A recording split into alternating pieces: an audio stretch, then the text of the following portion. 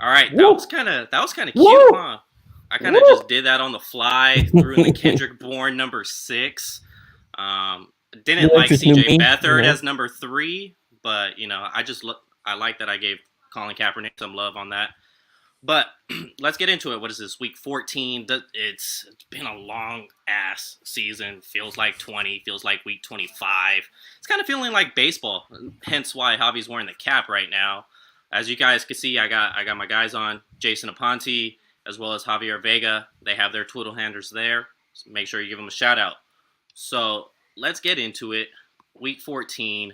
Alex Smith. This is the Alex Smith game. It's another opportunity for himself as far as overcoming that gruesome injury to where I've seen him play quarterback his first time back in since and kind of got a little nervous for the dude. Like, how is he going to take a sack? Ugh. Aaron Donald's on top of him. I'm just like, oh no, don't crack, don't like. But he's been fine health wise, other than getting cleated by his own teammate. Seems to be pretty stable. As well as a lot of people want to say this is a revenge game for Alex Smith, obvious reasons for the 49ers. I think in his career, he's kind of past that because he's already played the 49ers once. He lost to Colin Kaepernick and Jim Harbaugh in 2014. And this is a different regime. Trent Baalke's not there. Colin Kaepernick's not there. Jim Harbaugh's not there. So it doesn't really feel like a revenge game. He's playing in Arizona, not Santa Clara or Candlestick. So it's just completely different vibe. I believe he's grateful to just be in the league and playing quarterback. He said himself, he's just soaking up every single minute of it. So revenge, I think that's out the window for him. And it's just great seeing another opportunity for Alex Smith considering what he went through. I mean, you hit it on the head. I mean, I don't think it's a revenge thing anymore at this point. You know, he played as a Kansas City Chief at Levi's. They lost that game, if I remember correctly. I think it was Yep. 2014. Mm-hmm. Um, you know, I don't think there's any ill will towards Alex or I mean, Alex left on good terms. They traded him to a good spot. I think that was the biggest thing. Like you trade him to Yeah. Andy Reid of all people. You know, they didn't send him to Cleveland. You know what I mean? So, Yeah. you know, he got to go from Jim Harbaugh to Andy Reid to Jay Gruden. And I thought he had a pretty good transition to some coaches. And then what happened with him in Washington is just unfortunate, and to have him back is just crazy. You know, I didn't think he would come back. I didn't think he'd play, and then he plays, and then Aaron Donald jumps on his back. I felt very uncomfortable watching that. I'm uncomfortable watching him play football, just because we know what his leg looks like underneath Yeah. those socks, and you know. Alex said he's like I didn't know if I could play football again. And then Aaron Donald hit me. That was the first time he took live contact. Matt, that's your first time getting hit. It's Aaron Donald. And he jumped on his back. Ooh. And, Yeah, I probably just gave him all the confidence he needed, Seeing that play reminds me of like you take your kid to the park. They're on the top monkey bar and they go, "Look, Dad." Your heart starts pumping. You're like, "No, stop. Let me take you off." You kind of wanted to tell Aaron Donald, "Stop, Aaron. Like, get the hell Just off, Alex, please." Two-hand touch him, like just tag him. Right. Little flag or something, Right. you know what I mean? Flag football or something. Like, don't hit him. Right. I mean, yeah, there's no ill will with Alex Smith or anything like that. Like the whole revenge game narrative is something that we all drum up. I mean, if we wanted to every week for every game, we could make every game a revenge game because of people switching teams all the time. So yeah, I mean, of course, Alex Smith has no ill will towards us, and the fan base loves the guy. So I think that any other week, the fan base would be on his side. Obviously, this is the week that they don't want Alex Smith to actually win, but I'm happy that I think what I've been happy about this week is that it's put Alex Smith in perspective now that we have hindsight and everything. And I think people really are giving him his flowers like right now, about how he played back then. And I think that's really cool too, that it reminds people, right? Like that no matter what you want to say about quarterback deficiencies, the guy was rock solid. He was always there for the team and everything, So, I mean, it's nothing but good vibes when it comes to this. It's just that if there was ever a week for him not to succeed, this is it, right? Because the team needs to win. Yeah, and and part of it is the way it ended in San Francisco. He goes out kind of on top. He made it to the NFC Championship game. Yes, he wasn't the reason they lost, but they did lose that NFC title game. And then the next year, he was playing some of his best football before he had a concussion. So the way he went out on a positive note, and that image is still stuck in most of our heads of Joe Staley leading the way for him to make that run the touchdown. And I think we all have that image in our head. So. He's remembered better than what he was treated like when he was here initially. You know what I'm saying? So we love. I think he's just Alex is he's just Alex Smith. He's just a guy you root for, and I always liked him, and I thought he got a shitty shake in San Francisco. 7 offensive coordinators. What is it? 5 head coaches. There was no sustainability. 17 different wide receivers. The list is long, and you can't be successful like that. Well, like Eddie said, the stigma kind of is they could have had Aaron Rodgers, so that's always going to follow him. Where the 49ers fan base, for the closed-minded fans, obviously, yeah, they'd be like, "Oh, should have had Aaron Rodgers." And Aaron can't beat a good 49ers team ever. So, I've forgotten all about that. Honestly, whatever, could have, should have, because you're not closed-minded. That's why. I don't get it, man. Stop talking about the past, man. Good God. Exactly. So, all right, let's talk about somebody else's past then. Trent Williams said this week in his presser that he's still really pulling for the Washington football team every Sunday or Monday or Wednesday, Thursday, whenever the hell these teams play during this COVID season. I don't know. I kind of just believe he's playing, hey, I'm rooting for my guys, but to the hell to that franchise. But no one's going to say that in a presser. I don't think he's really pulling for them. I think he would like to see his players have personal good seasons, get contracts, get paid, make Pro Bowls. But as far as wins, I don't think he's pulling for them in that way. What do you guys think? Nah, you're right. You nailed it. I mean, I'm not even going to add on to that. I just wanted to ask, how exactly can Trent Williams get revenge on the the Washington football team? I almost did it. I caught myself right there. I almost did it. Yeah, yeah, it's hard. But how can an offensive lineman get revenge? I love the idea that there's 7 different sort of revenge games. We can do Jordan Reed, we can do Kyle Shanahan, we can do. But how would a Trent Williams get revenge? Like that, just a bunch of pancakes, just killing everybody, But I mean, I can't really add on anything other than what you just said, honestly. You most of the time when you root for a team, it's because you got guys on that team. Unless you really care about the coaches and things like that. But most of the time, it's your brothers that are on that team, guys that you build close relationships with, and you always want to make sure that they, it's just almost like us, right? We have colleagues in different brands, and we want them to win too. It don't really, it's not everybody can, So it's all that type of thing. I mean, he said it, people want him to hold some type of grudge, and he's not going to do that. And part of it is a lot of those people that he probably had an issue with, they're all gone. Jay Gruden's gone. Bruce Allen's gone. Most of the medical staff is gone. We all know what happened with the Washington football team this offseason with their scandal and things like that. So I think he's more rooting for guys like Ryan Kerrigan, Jonathan Allen, the guys that were there with him, and, his fellow offensive linemen, things like that. It's kind of the way Alex was, making sure Bo and Pat were good when he was in KC. You know what I'm saying? You root for those guys, and they become your brothers, your family. I was in the military. I was on this one ship, and I had guys go to a different ship. We still look out for each other. You know what I'm saying? You still have this connection to people. So, I don't think he has any ill will towards them. He probably just wants to see all those guys succeed, except for this Sunday. He wants obviously the Niners to win this week, and not the Washington football team, who just needs to get a name already because it's kind of whack. The logo is cool. Just put a name instead of football team. It looks sweet. Daniel Snyder's doing it on purpose. That's my theory. That he's doing it on purpose. He's saying, "Screw you, NFL. I'm just going to call us the football team, and then once this, in his mind, once this passes, I'm just going to go back to the R word and go from there." But I think he's just doing it on purpose. The guy could care less about having a team name. He basically got forced out of it. So he's like, all right, I'm not going to let you guys have your way. So I'm calling it football team, which is terrible. He's a scrub, bro. He's a scrub. Get that guy out of here. Yeah. I mean, he just knows how to troll, and that's what he's doing right now. So, and to answer you, Jay, I think the only way Trent Williams could really get revenge is not give up a pressure and get a win. That's about it. Yep. He's not going to score a touchdown and be in your face.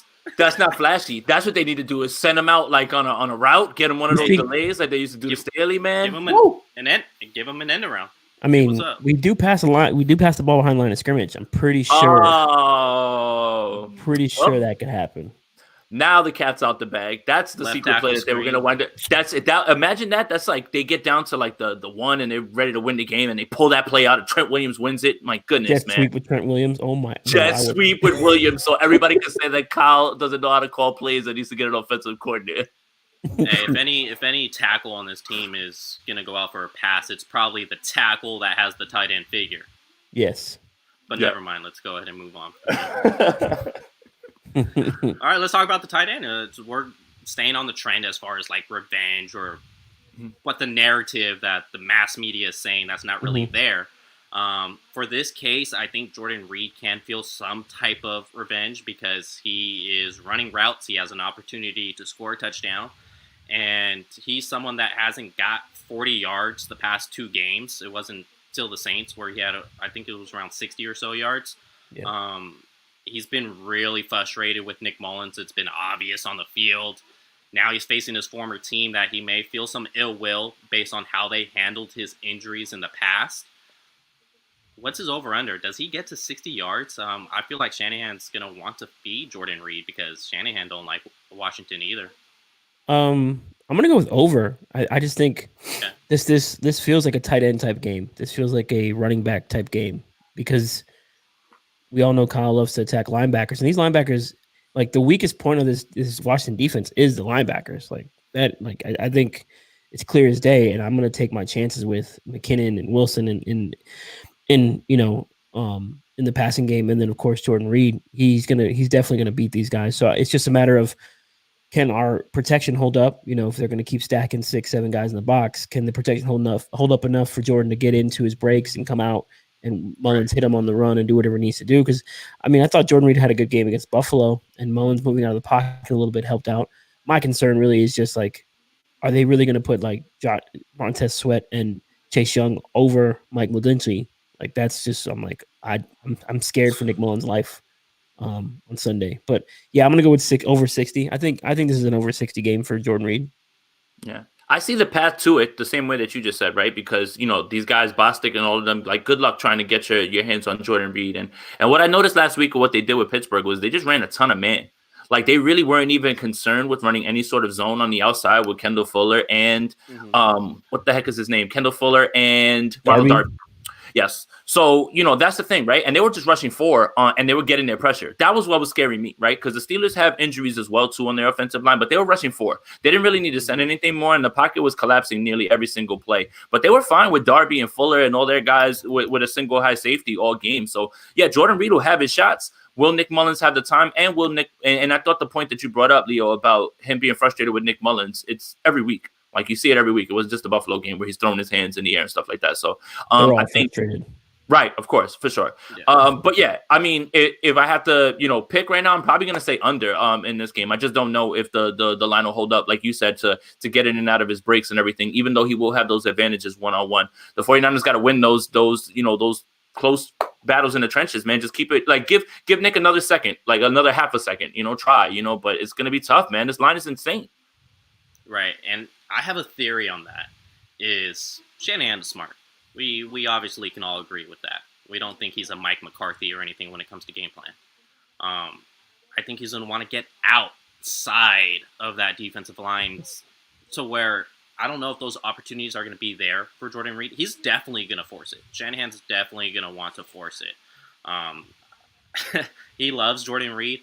I don't think he could go to him after the game and be like, hey, bud, like, how was that win against this old team? Jordan Reed's gonna be like, yeah, it was great, but I only had 20 yards because you fed everything outside. But I'm going to say under because he's going to want to get the ball into Debo's hands outside. He's going to want to get it to Brandon Ayuk outside. You could tell by the way he designs his plays, Kyle Shanahan loves Brandon Ayuk. It was as soon as Ayuk came back, and even though Debo was on the field, and Debo just blew it up against the Rams, he was like, yeah, Debo, just take a backseat until the fourth quarter. I'm going to feed my rook over here because everyone, who was it? Des Bryant that called him Julio Jones Jr. or something like that. Yeah, Sanu. Or Julio's little brother. Or Sanu. And Sanu was someone that was in the camp. Sanu was someone who was not in the camp, but he was in the practices for a couple weeks. in the wide receiver room. Obviously spent a few years with Julio Jones, so he knows what the hell he's talking about. So yeah, he's saying that. Shanahan believes that, and I is just excited to see him develop as a player. That's why I'm going to say probably under 60 yards.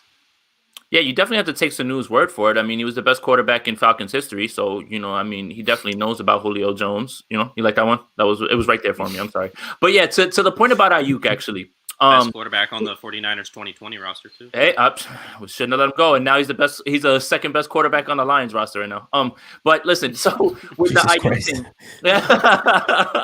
with the IU thing, I think it was really interesting about what you said about like as soon as he joined, right? Because even last year we saw Deebo Samuel be on the field for snaps, but not be involved as much, and he took him a little while to get his feet wet and everything. From the second that Brandon Ayuk has stepped on the field, he's been the man. Like it's not even any learning curve, anything like that. Get him the ball no matter how, and he gets open, man. It's just that's the difference between his rookie year this year and Debo's, because it took about like 6-7 weeks before Debo became a 70% snap guy and was involved in the offense. So you just look at the progression and how he started this year, and it's just like it's hard. I know every week we say it, but like it's hard to not be excited about this kid's prospects and knowing that he's going to get better in this league. Yeah, with Ayuk, it's just. I thought he was gonna be pro ready. I thought, when I eval guys for the 40, like when I eval college players, I eval them for the Niners specifically, and based on where they're drafting, in the draft. I wasn't a big fan of the top three, Judy, Ruggs, and CD. CD's really good. That's fine, but for what this offense does, I thought Jefferson and Ayuk would be the two guys. And look, the two best guys in the class right now, Jefferson and Ayuk. Ayuk's been one of the most efficient wide receivers in football. He's averaging more than six catches a game the last couple of games he's been playing. He's well on his way to being wide receiver one for the 49ers. He's already wide receiver one, excuse me. But yeah, we won't see the greatness of Ayuk until we get the quarterback situation figured out. And I think that's what it's going to take. But Ayuk is, I think I'm going to go with this over on the 60 yards of Reed though. I think we just have the ability to get that open for him. Yeah, they don't really have the best coverage linebackers. I know. Bostic There's no Fred Warner over there. You know what I mean? Yeah. They don't have or what's Arrington that they used to have way back in the day. LeVar Arrington, he's the man. Yeah, Penn State. They don't. Of course, I dropped that in for you. They don't have that coverage linebacker, so it could bode well for Jordan Reed. Maybe run some out routes, not necessarily in breaking routes, or I don't know. It's just I think Kyle's gonna want to just get away from that D line and try to get the ball out as fast as possible. Maybe just deep shots. But even though he does trust Nick Mullins a bit, since Shanahan or somebody close to Shanahan called Nick Mullins smartest quarterback in the room. Well, maybe the other thing is that Jimmy Moreland's over there playing nickel corner for them too. So I wouldn't discount that. Don't say that name anymore. Like don't say Jimmy Moreland. I said it on purpose. I'm so tired of Matt and Jimmy Moreland. I tell you. Hey, nickel corner for the Washington football team. He's out there making an impact. Look out for Jimmy Moreland, man. Yeah, he's playing with it well. Matt loves some Jimmy Moreland. Yep. So since we were talking about receivers for a bit, I find that we did this a few weeks ago with the 2020 class, just because they evolved so quickly. Real quick, Justin Jefferson, that's the guy who I wanted the 49ers to get. And so now that the 49ers have Brandon Ayuk, I'm still happy, even though they didn't get Justin Jefferson. But God, yeah, I just wanted to stunt real quick and say that was my guy. You could check my Twitter. I have it history stamped on it. But these receivers from the 2019 class, DK Metcalf, AJ Brown, Deebo Samuel, Terry McLaurin, that's kind of why I brought this up, as well as Hollywood Brown. Those are probably the top 5 guys if you want to mention somebody else, but let's go ahead and rank the top 3 just to make it a little tougher on you both. I mean, I go DK, AJ, Terry. Those are my 3. Yeah. All 3 are available. Yeah, I mean that's it. They're hard to argue. Not to shit on Deebo, but he broke his foot. Right. That doesn't help him. Hollywood Brown has been hurt. Jalen Reagor hasn't played. There's so many. Oh, Jalen Reagor was this year though. Jalen Reagor was this year. JJ Arcega-Whiteside. Yeah, that's what I'm thinking of. Oh God, that was awful. It was a bad pick. Terrible. Yeah, the top 3, DJ, AJ, DK, AJ, and then Terry, and then I'd probably go Deebo at 4. Yeah. And then you kind of have to. I guess you just pick whatever for 5. I don't really care for Hollywood Brown, to be quite honest. He's all right. I mean, he's not Hollywood Brown. N'Keal Harry's. N'Keal Harry's probably a bust. Yeah, he made a nice catch. He made a nice catch last night. And He did. N'Keal Harry, the Boston radio and people in Boston, they think he might be the biggest bust in Belichick draft history. Like he's just that bad. So he doesn't look good. I don't know if you guys watched him on Thursday night. He looks terrible. Like Yeah, he made might that one be catch, bad. but I was saying that joking around. Like that's just how bad he looked. You know what it is too is after he got his lights put out too, like he didn't want to come back quickly. Like that's another thing too. Like that really affects him. Like he's always been a guy who's been vocal about concussions and brain health and things like that. So like he's been slowed up by a lot of things, man. It's been strange. Yeah, I'm on the fence between AJ Brown or DK at 1, just because I love what AJ Brown can do after the catch. I know who's 5. Mecole Hardman will be 5. Yeah, I mean that doesn't get mentioned enough. Hardman probably is 5. That's so weird, man. Was I on with you guys when we were talking about that with Hardman? Like they literally drafted him because they thought Tyreek Hill was just going to be suspended like forever. Like it wasn't even necessarily like he was a fit for them or like they literally just wanted a guy who did what Tyreek Hill did, and they don't even use him. Like they don't even use him now. Like it's so weird, man. Like I don't know. Like they panicked because I guess they thought whatever was coming down from the NFL and they wanted to get ahead of it, but I don't know, man. They could have had it. I mean, thank God they didn't get somebody who probably be more impactful. I remember he caught a ball last year on a crossing route, and he had probably 5 players around him, 5 defenders. And it was like if somebody just put him on fast forward, because I've never seen somebody just zoom past 5 defenders so damn fast. It was insane. I was like, how the hell did that happen? Yeah, he's something else. And the other guy that should come up, Deontay Johnson out of Pittsburgh, probably in the conversation. Right.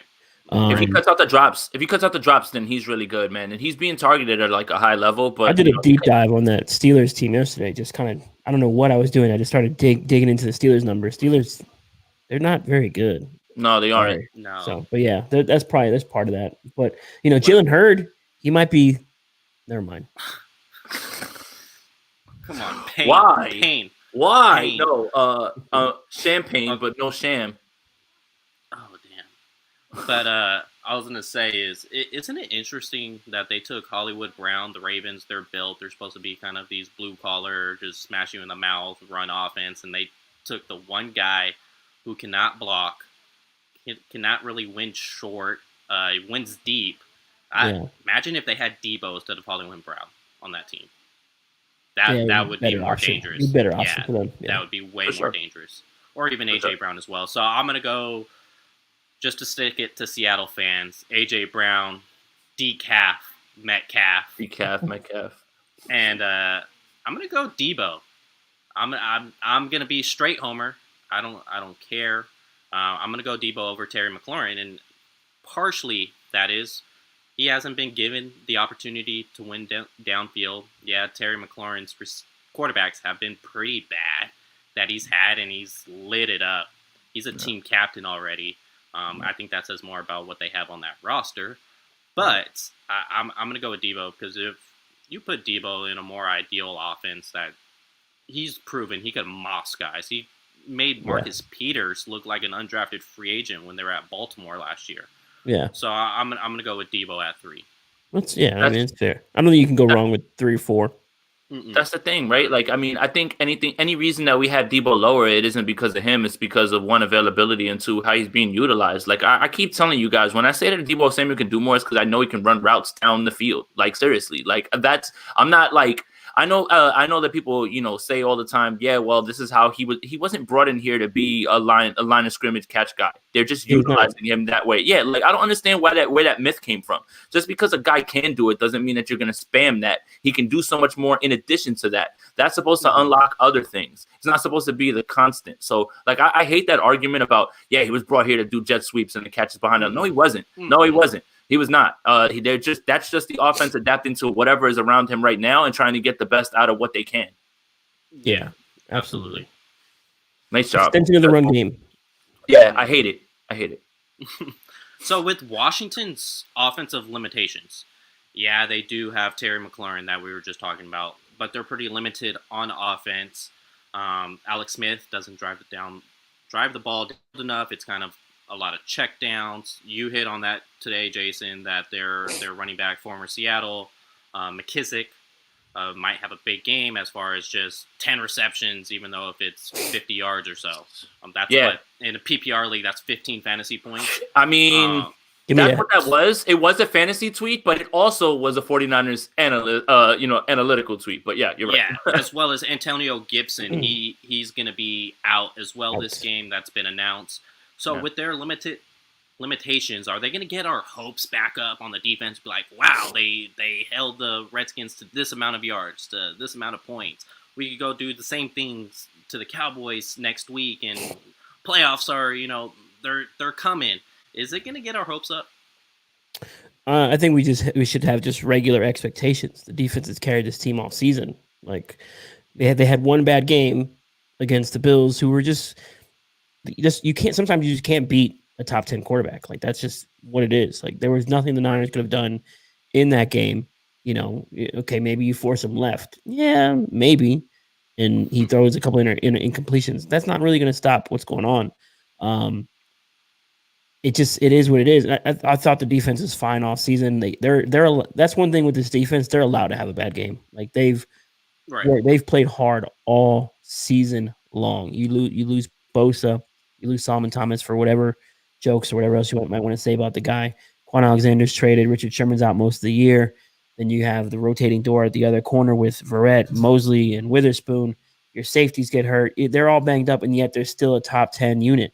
They're allowed to have a bad game. The offense needs to pick them up. And then that goes back to my expectations of the offense. My expectations of the offense are low because of the quarterback play. So it's all connected. This team's too injured, too banged up. So I set my expectations accordingly.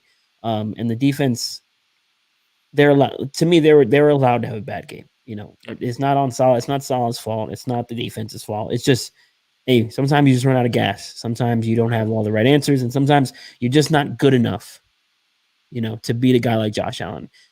Does the game change if there's a Bosa and a D Ford out there?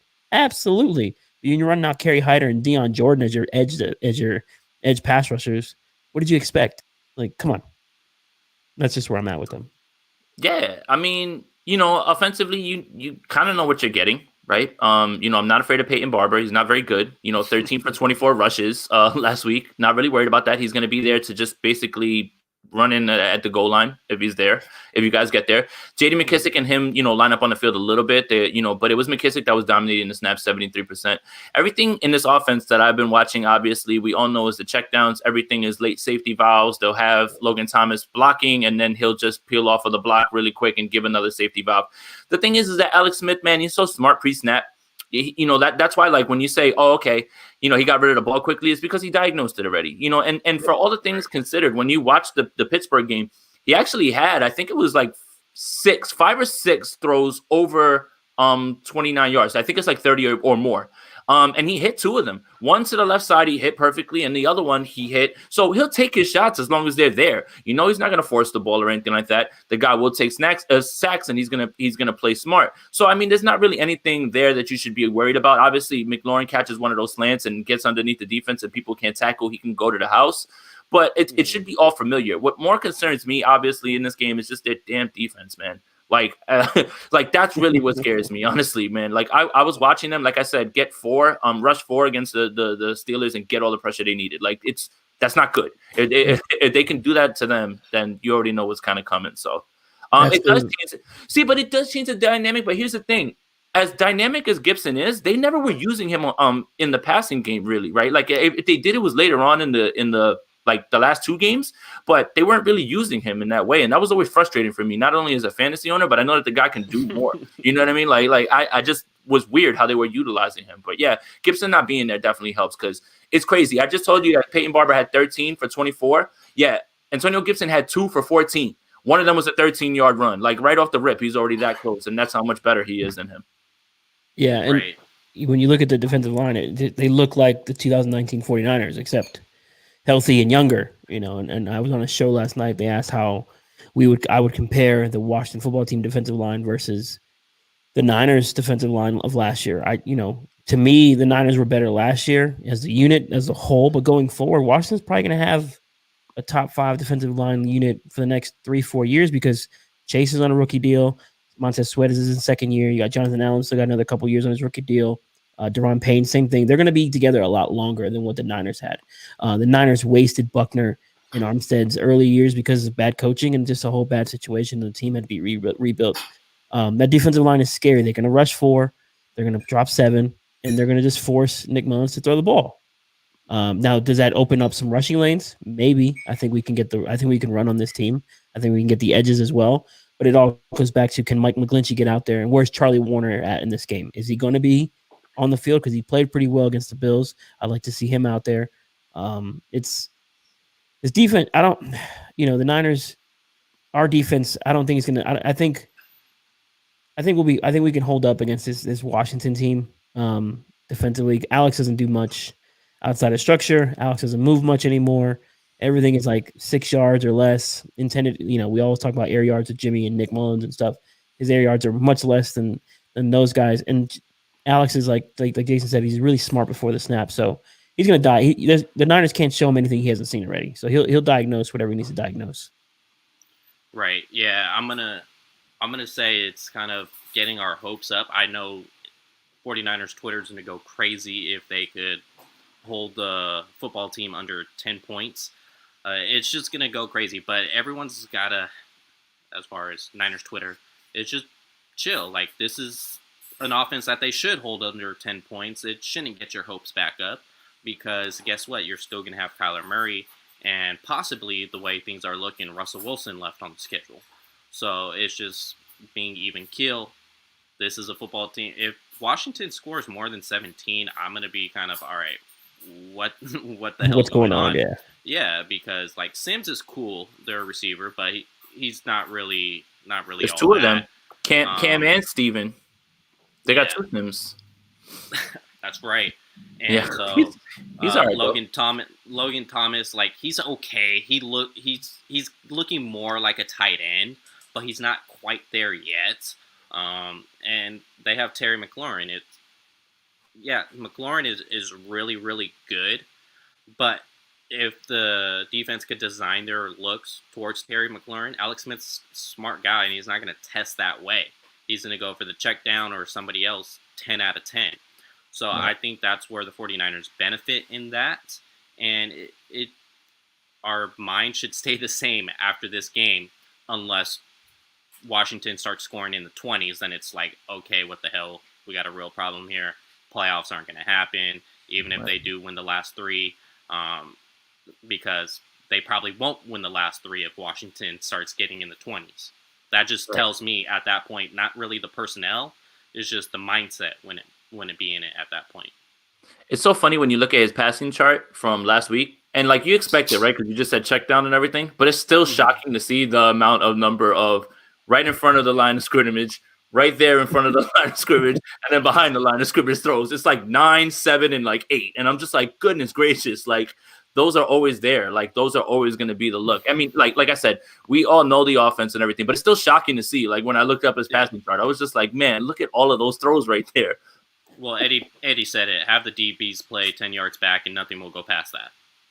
Just maybe 10 at the 10-yard line, and just be like, all right, you're not backpedaling at all. Just sit right here. The ball's going to come to you. See, the cover 3 could work against this offense, right? Like it's not going to work against the Bills, right? With Stephon Diggs and everything, right? You keep these guys in front of you and go run up and tackle. You can do that, but it's not going to work that way, like for them, because they don't have the dynamic players. So they could be a little bit different in how they run it, this week. But yeah, for sure, you got to keep everything in front of you because you know where it's going. Yeah, I'm just looking at the ADOT, and most of the stuff is under 10. Everything the targets. The only one over 10 is McLaurin, and that's 10.1. So they're not pushing the ball down the field. Everything is yak, kind of like what the Niners do. So last week, everybody was like, "How come the 49ers aren't playing man more? They need to get play more man." This is against the Bills. Oh my God! Play more man. Hold up. Brian Duvall was in his damn bag. Stephon Diggs is a really, really good route runner. It's so hard to stay with him man to man. Same thing with Cole Beasley. Like, yeah, we make fun of him and everything, but he's a solid route runner from the slot. He's a little twitchy to get himself open. It's straight timing routes for Cole Beasley. So man's not really ideal in that aspect.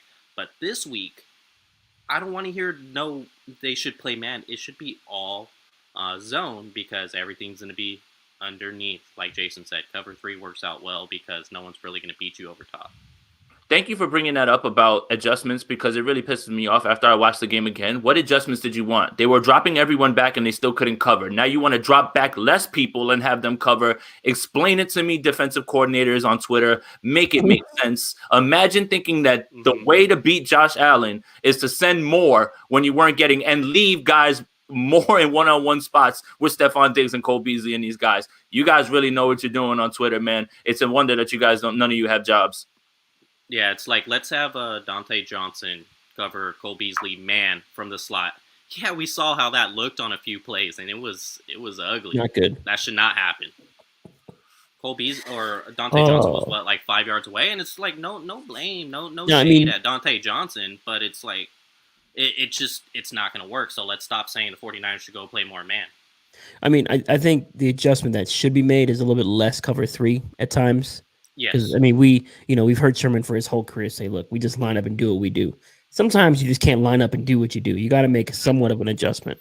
They went to that Palms coverage where Sherman gets beat, or really Sherman doesn't get beat. Moore doesn't, pick up his responsibility. And then Armstead is out of position. I don't know why Armstead is even dropping into coverage. They should have just rushed 5 because you had plenty of guys in the, in the zone.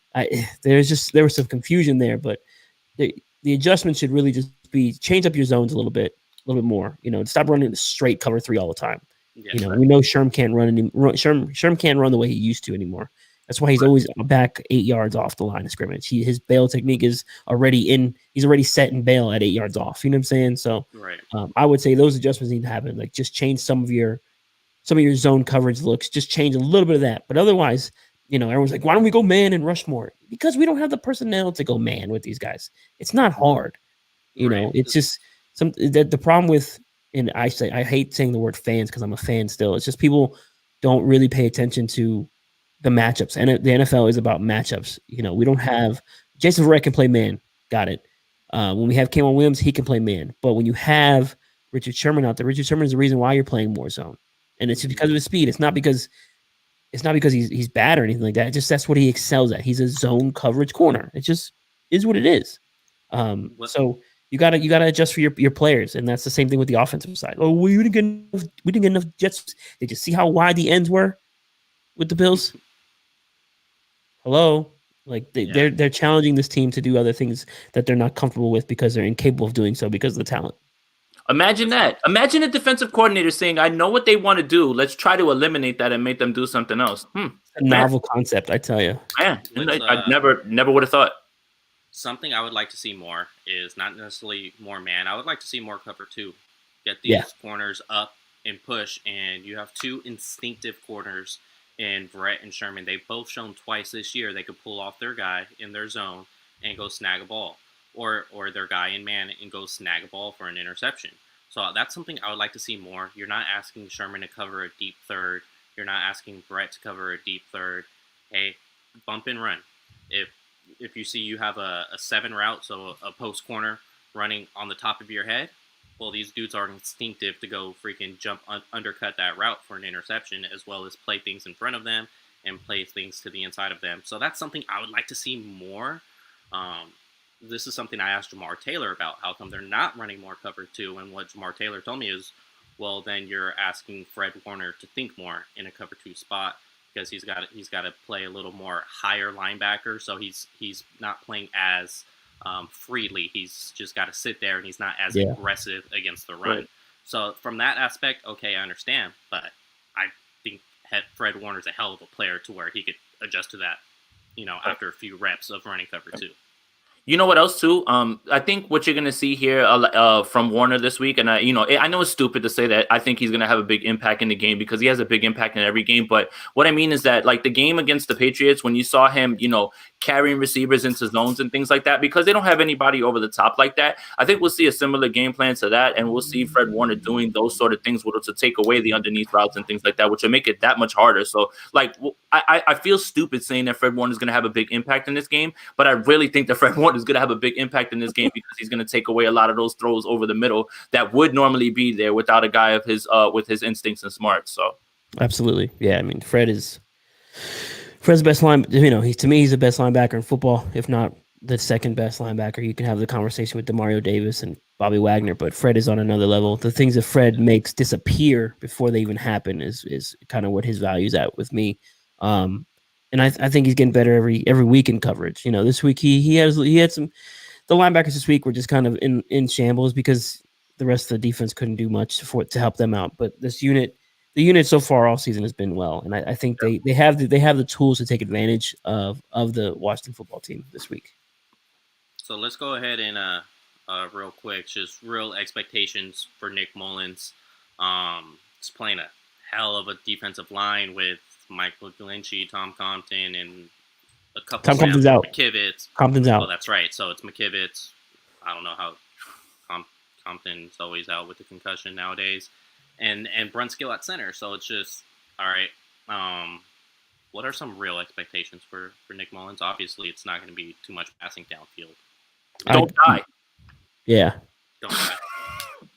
Like That's seriously, don't die. Like honestly, if Jack Del Rio wants to dial up another rusher, you know, on whatever side on top of the four, oh God, I that's the other thing, right? It's like what I saw what they were doing with Pittsburgh too is they were running a ton of stunts, and Pittsburgh was having problems, identifying who was firing out of which gap. Like they were just they played a hell of a game, man. Like that game was like pretty stagnant in the beginning because they were just trading 3 and outs back and forth. And we know Pittsburgh has a good defense, albeit the fact that they're all banged up. They're still a good defense, but yeah, don't die, Nick. Like honestly, this last week, right? Last week Washington stopped the Steelers from running the ball, but if you look at the Steelers can't run the ball at all. Like all year, right. At all. Like not even at all. That's why if you notice, Ben Roethlisberger's putting it up 40, 50 times a game, every game, no matter what the game script is. And they can't pass protect either. No. And that's the thing. That's why Deontay Johnson is winning so much because he's like a smaller Debo. Like he's like the same sort of route runner, and he's the guy yards after the catch. He just needs to cut the drop out. Anyway, regardless, if this defense brings more pressure and Nick doesn't diagnose it, it's just going to be a long, long day, man. And obviously the line, is always going to be the worries. But if they can't run the ball and they get back in these situations where he has to drop back, good God, like just you're in trouble. Yeah, I don't want Nick having to throw more than 25 times this game. That's a recipe for disaster. Look at his last 4 games, 35 attempts, 38 attempts, 35, 39. That's too many attempts for a guy like Nick Mullins to have to throw the ball. And that's why Kyle Shanahan wants to always run the ball 30 to 35 times a game. You want to kind of take the ball out of his quarterback's hands. He's telling you that. He's telling you that last year. He's telling you that this year. He wants to take the ball out of his quarterback's hands and run the ball effectively and efficiently. So that way you're limiting turnovers. Nick Mullins is good for 1. He's good for 1. You're going to get 1 from Nick Mullins.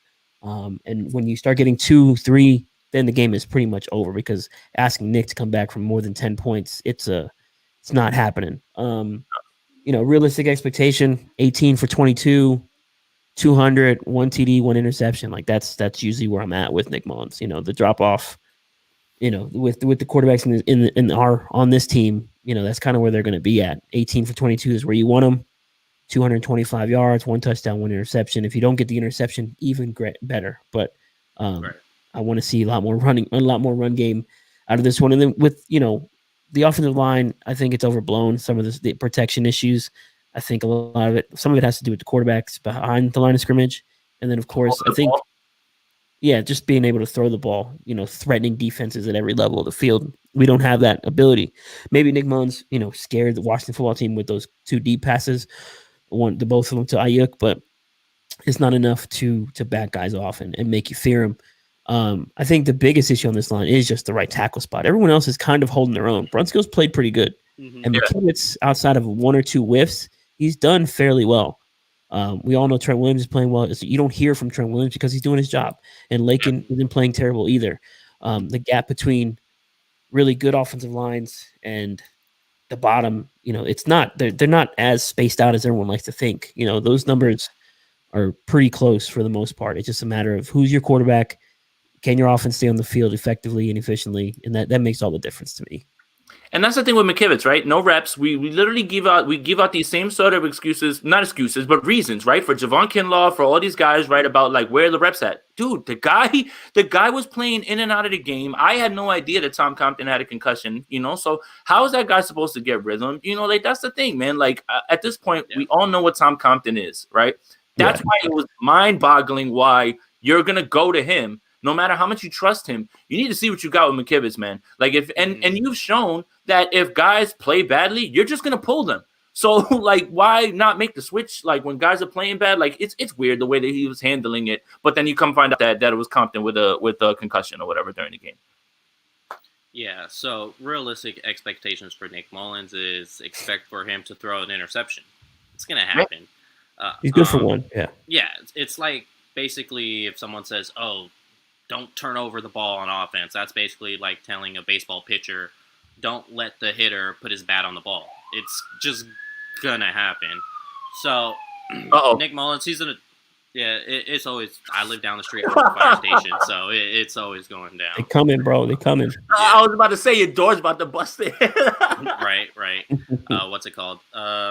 So with Mullins, an interception's gonna happen. I would say, don't try to go off script too much. We've seen he has that Brett Favre tendency to where I'm just going to throw it up. The downfall is he's not Brett Favre to overcome that. So I would say expectations. I would say he needs to stay under 220 yards. If Nick Mullins is under 220, that means 49ers are probably going to win this game. And that's what I have talking about next as far as picking a winner. If Nick Mullins is at 250 and up, it's not like they're playing the Giants every week. That was kind of just a 1 week basis to where he threw for over 300 yards in a win. So if Nick Mullins is over 250 yards, but Leo, he's on the Andrew Luck and Mahomes pace. Yeah, that's so bogus, you know what's funny? Right? You know what's funny is whenever he goes, they get LeBron stats. Whenever he goes for 300, they lose. Except for Giants. Yeah, except for just one game. And the Raiders. So that's what I'm saying. Like, if you could have him stay under 300 yards, that means 49ers probably win this game. If he's up over that, I think it just says more about Shanahan when they post that. It's look what he's done as far as yardage goes with Nick Mullins. Now give him Trey Lance or Zach Wilson and see what he does. It's probably gonna blow Mahomes and Andrew Luck out the water at that point with Shanahan. Oh yeah, we can only hope. Yeah. So let's pick a winner on this. Wait, K'Wan Williams is questionable for the game. Right. He's up. Yeah. Okay. I don't know why I brought that up. I just saw it. No, you're good. Yeah. So last night I picked the Washington football team to win 23-16. But looking at the injury report with K'Wan back, I'm gonna flip it. Niners win 23-16. And it's on the run game. I think Jeff Wilson has a big game. I'm not gonna count on Mostert. He's still banged up. I'm going Jeff Wilson. Jeff Wilson's gonna have a big game, being able to run the ball. And then I think you see a lot of Debo and Jordan Reed this game. I think you'll still get your 5 catches from Ayuk, but a lot more Debo and Jordan Reed this week. Yeah, I mean, I've got it a little bit more spaced out. I got it 23-14. I just have a hard time, with everything that we saw the 49ers deal with on offense, there's nothing nearly like that on this offense right now, so this is a good get-right game, and I think that you were right when you said, Leo, they're probably going to perform well in this game against the Redskins, and then everybody's going to jump out the window and say, oh, look at the offense. But again, look at the defense. But again, it all boils down to matchups, and it all boils down to the way the person plays. So, I don't suspect that this secondary will have issues covering all of these guys. You maintain your focus on McLaurin, and if someone else beats you, then you got bigger issues. So, yeah, I just have a tough time, especially with them not having any sort of semblance of a run game now, right? They're not going to run the ball at all in this game. Peyton Barber's not good. If Peyton Barber's ripping off large chunk runs against the 49ers, we've got bigger issues than anything at this point. Back to the Jim O'Neill days. Remember the Seattle game with Jim O'Neill and what was the little running back's name? He went nuts that first half. Damn it. Oh, my God. I can't remember. You know who I'm talking about, though. Yes, I do. We all watched that game. Early Sunday game. Oh, I almost threw my TV out the window. Yeah, I mean, if that ends up happening, then like I said, there's way bigger things going on. So yeah, I've got the 49ers, not having problems on defense. It's just, will they be able to move the ball on this offense? And I think they'll do enough, to put enough points up, whether that's field goals, whether it's touchdowns. They'll find enough ways to get into good positions, I think. Yeah, I got the 49ers winning this one. You guys ready to laugh at my score here? 48-0. No. That would be some shit though, right? All right, I'll be like, what? I got it 16-9, 49ers. I think they hold them just under 10 points. I don't really see this football team, so weird saying that, getting in the end zone based on how their offense's makeup is. And then with the 49ers offense, I see them just being able to get in the end zone once. Yeah. Because their history seems to this season and plenty of other seasons struggle once they get close to that goal line. So I'm going to say they probably just get in once, 16-9. It's going to be another field goal game for Alex Smith playing against the 49ers. If you guys remember, I don't know how many field goals were kicked in that game in Kansas City. I think final score was like 22-17 or something like that. It was just a bunch of field goals against him, I guess, for the opposing team against Alex Smith. And I'm going to ride with that again, 16-9. Works for me. And then we're back in the playoff hunt, and Twitter is going to explode. And then it's all right back to winning out, going back to the bowl. That's it. Boom. Back on schedule. Just need Zach Wilson. We have Jimmy Garoppolo. He's the guy. No, wait. Matt Stafford is not that good, right? QB wins. Yes. So apparently, just real quick, I can't remember the guy's name, but I posted that thing about Dak Prescott, like could have been a 49er. I wasn't basically promoting Dak Prescott to be a 49er in free agency. I wasn't saying that. I was just basically relaying a past event. And some people took it as Jimmy G is better than Dak Prescott because he wins one. I was like, all right, okay, whatever. And I was like, so if you're basing that analysis, because he was like, oh, I don't care about stats, blah, blah, blah. I care about wins. Dak Prescott never got to the Super Bowl. No. And I was okay. I was like, so. Twist their narrative. So I said, this is funny. I just need to post that. So my response was, okay, so you're taking Jimmy G over Deshaun Watson. And I'm sorry, whoever it is, you may be watching. I do not remember your name, or else I would say it. But he said, Nathan Green. I know who you're talking about. Yes, Nathan Green. There you go. He said, yes, I'm taking Jimmy G over Deshaun Watson because Jimmy G wins and he elevates his team. Deshaun Watson hasn't done that. Right. Oh, I didn't respond. I was just like, all right. Yeah, no. You know that meme where the guys like this, like art talking to the wall. Yeah. That's what it would have been if I responded, but I wasn't gonna waste my time. It's not even a discussion. Like, come on. So Jimmy G is better than Deshaun Watson. So I don't know why everyone's complaining about a quarterback next year. Listen, you put Dak Prescott, you put Deshaun Watson, you put Matthew Stafford, you put a right Carson Wentz in this offense. The Niners are 11-2. Well, I mean, you know what I'm saying. I think his mental, I think his. If he was right, then you're looking at there's the upgrade ability over Jimmy Garoppolo is there's the thing. I was on the radio with 95.7. They asked me, "What do you think Jimmy Garoppolo does?" Great, and I paused. He's like, "See, no one give me an answer." And then I asked people, and they're like, "Well, his completion percentage was this. He does this. He does that. All the stuff he's doing is replaceable, extremely replaceable." So it's just not get Kyle Shanahan a quarterback, please. Finally. So Eddie's a Cowboy fan tuning in here, and he said, "I'll trade you Dak for a first and a third." No, I will ship $40 million. Yeah, $40 million contract. I live in Texas. I'll go pick him up right now. I'm with it too. I'm 3 hours away from Dallas. I go pick him up and take him to California right now. I'm all in. Go get Dak. Yeah, I was kind of. I think I had this conversation with Matt before this season started. And I was like, "Oh, Jimmy over Prescott." Blah, blah, blah. I was in the honeymoon phase with Jimmy Garoppolo. He had, 27 touchdowns, 13 and 3. I was just in the honeymoon phase, and then I thought about it longer. And the points Matt was saying to me, I was like, "Damn, he's right. Dak is better." Yeah. So by a mile. But all right, thank you guys for tuning in.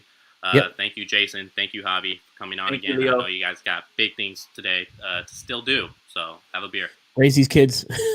Yeah, I mean, I'm actually home alone, which is crazy. But yeah, got something to do. So who knows where the night's gonna go?